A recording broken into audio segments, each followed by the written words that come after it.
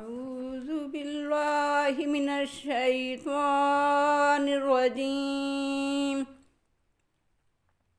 بسم الله الرحمن الرحيم. ولقد خلقناكم ثم صورناكم ثم قلنا للملائكة اسجدوا لآدم فسجدوا إلا إبليس لم يكن من الساجدين. قال ما منعك ألا تسجد إذ أمرتك؟ قال أنا خير منه خلقتني من نار وخلقته من طين. قال فاهبط منها فما يكون لك أن تتكبر فيها فاخرج إنك من الصاغرين. قال أنظرني إلى يوم يبعثون. قال إنك من المنذرين. قال فبما أغويتني لأقعدن لهم صراطك المستقيم ثم لآتينهم من بين أيديهم ومن خلفهم وعن أيمانهم وعن شمائلهم ولا تجد أكثرهم شاكرين. قال اخرج منها مذموما مدحورا لمن تبعك منهم لأملأن جهنم منكم أجمعين. ويا آدم اسكن أنت وزوجك الجنة فكلا من حيث شئتما ولا تقربا هذه الشجرة فتكونا من الظالمين. فوسوس لهما الشيطان ليبدي لهما ما وري عنهما من سوآتهما وقال ما نهاكما ربكما عن هذه الشجرة إلا أن تكونا ملكين أو تكونا من الخالدين. وقاسمهما إني لكما لمن الناصحين. فدلاهما بغرور فلما ذاقا الشجرة بدت لهما سوآتهما وطفقا يخصفان عليهما من ورق الجنة وناداهما ربهما ألم أنهكما عن تلكما الشجرة وأقل لكما إن الشيطان لكما عدو مبين. قالا ربنا ظلمنا أنفسنا وإن لم تغفر لنا وترحمنا لنكونن من الخاسرين. قال اهبطوا بعضكم لبعض عدو ولكم في الأرض مستقر ومتاع إلى حين. قال فيها تحيون وفيها تموتون ومنها تخرجون. اور البتہ یقیناً ہم نے تم کو پیدا کیا، پھر ہم ہی نے تمہاری صورت گری کی، پھر ہم نے فرشتوں سے کہا آدم کو سجدہ کرو تو انہوں نے سجدہ کیا مگر ابلیس نے نہیں کیا، وہ سجدہ کرنے والوں میں شامل نہیں ہوا۔ اللہ نے کہا تجھے کس چیز نے روکا کہ تو نے سجدہ نہیں کیا جبکہ میں نے تجھے حکم دیا؟ اس نے کہا میں اس سے بہتر ہوں، مجھے آپ نے آگ سے پیدا کیا ہے اور اسے آپ نے مٹی سے پیدا کیا ہے۔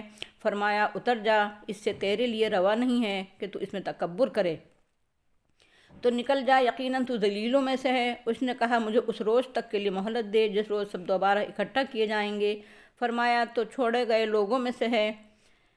اس نے کہا جس سبب سے تو نے مجھے گمراہ اور رائندہ درگاہ کیا ہے، میں ضرور بیٹھوں گا ان کے لیے تیرے سیدھے راستے پر، پھر میں ان کے پاس آؤں گا، ان کے سامنے سے اور ان کے پیچھے سے اور ان کے دائیں سے اور ان کے بائیں سے، اور تو ان میں سے اکثر کو شکر گزار نہیں پائے گا۔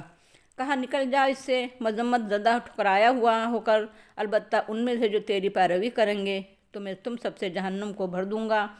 اور اے آدم تم اور تمہاری بیوی دونوں جنت میں رہو، تم دونوں کھاؤ جہاں سے چاہو اور اس درخت کے پاس مت پھٹکنا ورنہ تم دونوں ظالموں میں شامل ہو جاؤ گے۔ تو ان دونوں کو شیطان نے وسوسے میں مبتلا کیا تاکہ ان دونوں کے لیے ظاہر کر دے جو شرمگاہیں ان دونوں سے چھپائی گئی تھیں، اور اس نے کہا تم دونوں کے رب نے اس درخت سے صرف اس لیے منع کیا ہے کہ تم دونوں فرشتے نہ بن جاؤ یا تم دونوں ہمیشہ کے لیے جنتی نہ بن جاؤ۔ اور اس نے ان دونوں سے قسمیں کھا کر کہا یقیناً میں تم دونوں کا خیر خواہ ہوں۔ اس نے ان دونوں کو دھوکہ دیا تو جب ان دونوں نے اس درخت کو چکھ لیا تو ان دونوں کی شرمگاہیں ان دونوں کے لیے کھل گئیں اور وہ دونوں اپنی شرمگاہیں جنت کے پتوں سے چھپانے لگے اور ان دونوں کو ان کے رب نے پکارا، کیا میں نے تم دونوں کو اس درخت سے نہیں روکا تھا؟ اور کیا میں نے تم دونوں سے نہیں کہا تھا کہ شیطان تم دونوں کا کھلا دشمن ہے؟ ان دونوں نے عرض کیا، اے ہمارے رب، ہم نے اپنے اوپر ظلم کیا ہے، اگر تو ہمارے گناہ پر پردہ نہیں ڈالے گا اور ہم پر رحم نہیں فرمائے گا تو ہم ہمیشہ کے لیے خسارے میں مبتلا ہو جائیں گے۔ فرمایا، تم سب نیچے اتر جاؤ، تم میں سے بعض کے دشمن ہیں اور تمہارے لیے زمین میں ٹھکانہ ہے اور ایک وقت مقررہ تک سامان زندگی ہے۔ فرمایا، اسی میں تم زندگی گزارو گے اور اسی میں تمہیں موت آئے گی اور اسی سے پھر نکالے جاؤ گے، یعنی دوبارہ زندہ کر کے اٹھائے جاؤ گے۔ یہ سورہ الاعراف کا دوسرا رکوع ہے جس کی تلاوت کی گئی ہے اور ترجمہ پیش کیا گیا۔ آئیے اس میں غور و فکر کریں اور نصیحت حاصل کریں۔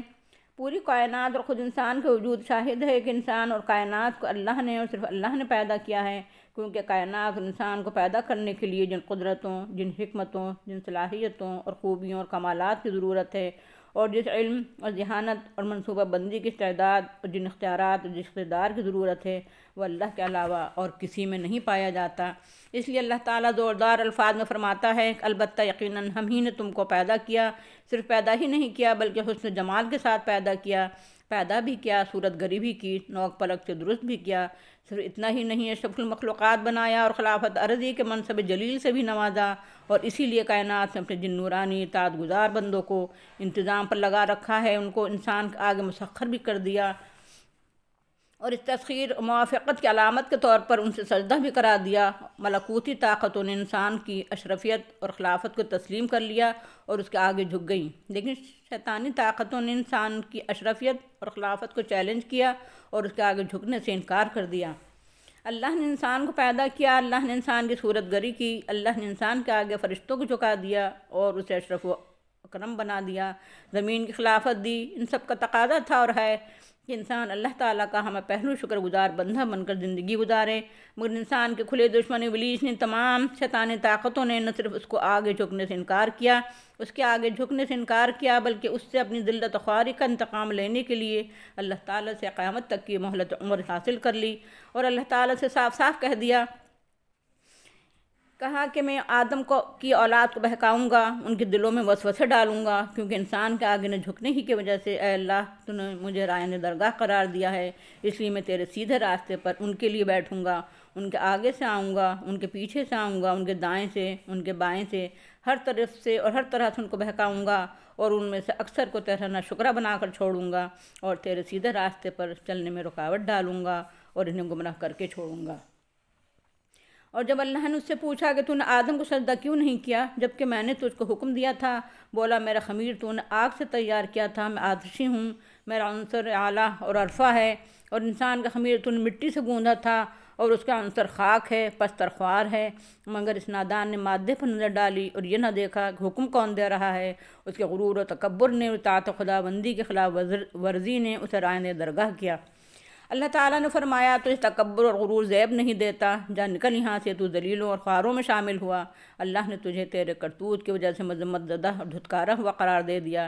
جا نکل یہاں سے، ذلیل کہیں گا، تو اگر میرے بندوں کو میرے سیدھے راستے پر نہیں چلنے دے گا اور انہیں ناشکرہ بنا کر چھوڑے گا، جا اپنی سے کوشش کر لے، میں تجھے اور تیرے پیچھے چلنے والوں کو جہنم میں جھونک دوں گا، تم سب کو دوزخ کو بھر دوں گا، تم سب سے دوزخ کو بھر دوں گا۔ دوسری طرف اللہ نے آدم علیہ السلام سے کہا کہ اے آدم، تم دونوں میاں بیوی جنت میں سکون اطمینان سے رہو اور جو چاہو بغیر روک ٹوک کھاؤ، مگر اس پیڑ کے پاس مت جانا ورنہ تم ظالم قرار پاؤ گے۔ چنانچہ دونوں میاں بیوی جنت میں آرام سے رہنے لگے اور آزادی سے ہر پیڑ کے پھلوں اور میووں سے لطف اندوز ہونے لگے۔ شیطان کو موقع مل گیا، اس نے آدم علیہ السلام اور حوا علیہ السلام دونوں کو بہکایا، دونوں کے دلوں میں وسوسہ ڈالا۔ اس کی وسوسہ اندازی کا پہلا ہدف جنسی اعضاء اور شہوت کا پہلو تھا، اور اس کے لیے سب سے پہلا بار اس نے جو کیا وہ ریانی کے لیے تھا کہ دونوں کے اعضاء جنسی ایک دوسرے کے سامنے کھل جائیں۔ چنانچہ اس نے کہا، تم دونوں کے رب نے تم دونوں کو اس درخت سے جو روک دیا ہے، جانتے ہو اس کا غرض کیا ہے؟ اس کے سوا کوئی غرض نہیں ہے کہ کہیں تم فرشتے نہ ہو جاؤ اور کہیں ایسا نہ ہو کہ تم دونوں ہمیشہ کے لیے جنتی ہو جاؤ۔ اور اس نے قسمیں کھا کھا کر کہا، میں تمہارا خیر خواہ ہوں، اگر تم نے اس درخت کا پھل کھا لیا تو فرشتے بن جاؤ گے اور پھل کھاتے ہی جنت کا پٹا تمہارے نام ہو جائے گا۔ اس طرح ابلیس نے دونوں کو دھوکہ دے کر بہکایا۔ آدم علیہ السلام و حوا دونوں کہ اس کے بہکائے میں آ گئے۔ اس درخت کا پھل چکھنا تھا کہ ان دونوں کے قدرتی نورانی لباس گر گئے اور وہ ایک دوسرے کے سامنے برہنہ ہو گئے، مگر یعنی ان کی فطرت کے خلاف تھی اور شرم و حیا پیدائشی طور پر ان کی مزاج و طبیعت میں موجود تھی، اس لیے فوراً جنت کے پتوں سے دونوں اپنا اپنا صدر ڈھانکنے لگے۔ اور اللہ تعالیٰ نے ان دونوں کو آواز دی، کیا میں نے تم دونوں کو اس درخت سے منع نہیں کیا تھا، اس کے قریب تک جانے سے روکا نہیں تھا؟ کیا میں نے تم سے نہیں کہا تھا کہ شیطان تمہارا کھلا دشمن ہے؟ دونوں نے بیک زبان اپنے قصور کا اعتراف کیا اور عرض کیا، ہے ہمارے رب، ہم نے اپنے اوپر ظلم کیا ہے، اس لیے ہمیں معاف کر دے۔ اگر تو ہمیں معاف نہیں کرے گا، بخشے گا نہیں، ہمارے قصور پر پردہ نہیں ڈالے گا تو ہم پھر بالکل تباہ ہو جائیں گے، ہم کہیں کے نہیں رہیں گے اور گھاٹے میں مبتلا ہو جائیں گے۔ اللہ تعالیٰ نے آدم علیہ السلام و حوا علیہ السلام اور شیطان سبھی کو حکم دیا کہ نیچے اتر جاؤ، اور تم میں سے بعض کا دشمن ہے، اور تمہارے لیے زمین میں ٹھکانہ ہے اور سامان زندگی ہے ایک مدت متعین تک کے لیے۔ اور اللہ تعالیٰ نے یہ بھی فرمایا کہ اس زمین میں تم زندگی گزارو گے اور اس میں موت سے دوچار ہوگے، اس میں دوبارہ نکالے جاؤ گے۔ یہ ہے مختصر و اداعت قصہ آدم و ابلیس کی جو اس رکوع میں بیان ہوئی ہے۔ آئیے دیکھیں کہ اس میں کیا نصیحتیں پوشیدہ ہیں۔ انسان کو اللہ ہی نے پیدا کیا ہے، اسی نے اس کی صورت سازی کی ہے، اس لیے انسان کو اس کا وفادار اور فرما بردار اور شکر گزار بندہ بن کر زندگی گزارنا چاہیے۔ اللہ نے انسان کو زمین پر اپنا خلیفہ بنایا ہے اور اسی لیے اس کے سامنے فرشتوں کو جھکا دیا۔ رحمانی طاقتوں نے اس کی خلافت کو تسلیم کر لیا، مگر ابلیسی طاقتوں نے اس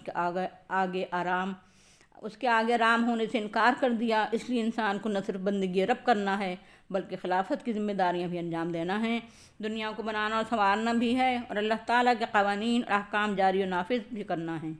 ابلیس کی نادانی دیکھی کہ اس نے یہ سوچا کہ میرا مادہ تخلیق اعلیٰ ہے اور آدم کا مادہ تخلیق مٹی ہے، اس لیے میں بہتر ہوں اور انسان بدتر ہے۔ حالانکہ دیکھنا یہ چاہیے تھا کہ اللہ کی اطاعت کا تقاضا کیا ہے، جو اطاعت کا تقاضا ہو وہی کرنا چاہیے۔ ابلیس نے تکبر اور غرور کیا، ذلیل و خوار اور رانح درگاہ ہوا۔ بندوں کی بندگی زیب دیتی ہے، تکبر اور غرور بندوں کو زیب نہیں دیتا ہے، غرور کا سر نیچا ہوتا ہے۔